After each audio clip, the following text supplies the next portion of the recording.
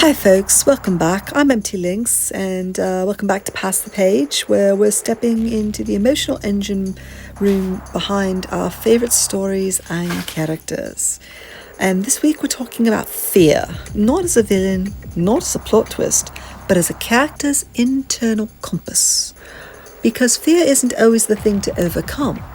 Sometimes it's the thing that moves the story, and sometimes it's the trap that stops it dead. So today, we're exploring how fear drives character action, arc, and transformation.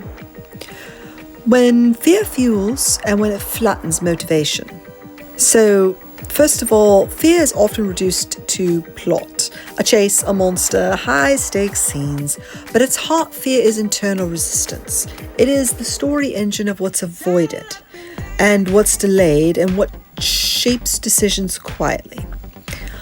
Fear is the ghost in the room that rewrites the script without saying a word. It reshapes what a character wants and how far they'll go to avoid it. And when done well, fear turns cardboard motivations into textured arcs.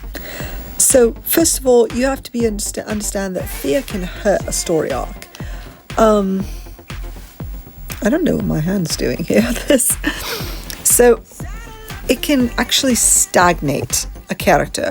When the character is circling the same emotional avoidance without any character growth, it can actually stagnate a story and kill the plot arc completely.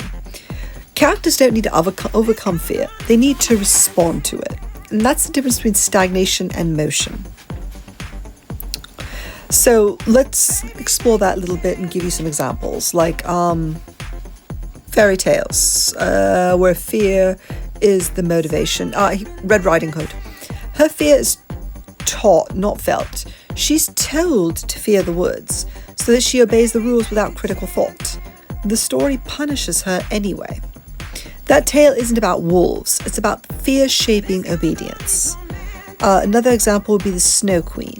Gerda's fears that her friend Kai has changed. She faces the elements not because she's brave, but because she's afraid she'll never recognize him again. Literally, she feared his eyes would never know her name again.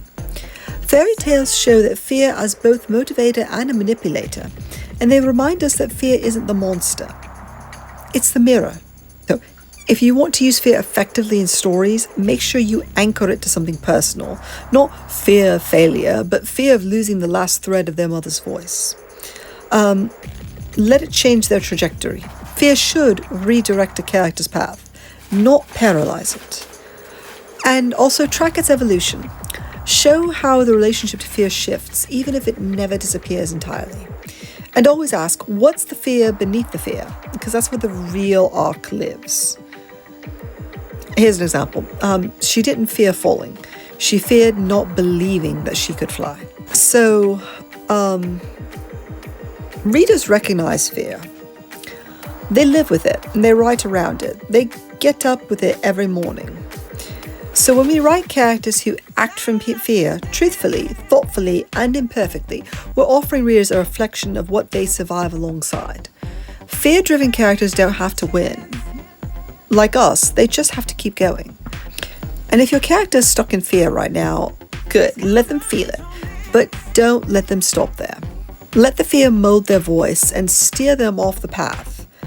Let it make them choose the way forward. Because that kind of storytelling readers don't forget. What is your worst fear? There's a little vulnerability moment there. Drop it in the comments. Tell me what you think. What is your worst fear? What fear is your character carrying? And have you ever seen a fear arc that changed you? So, next Saturday we're gonna look at a new narrative layer.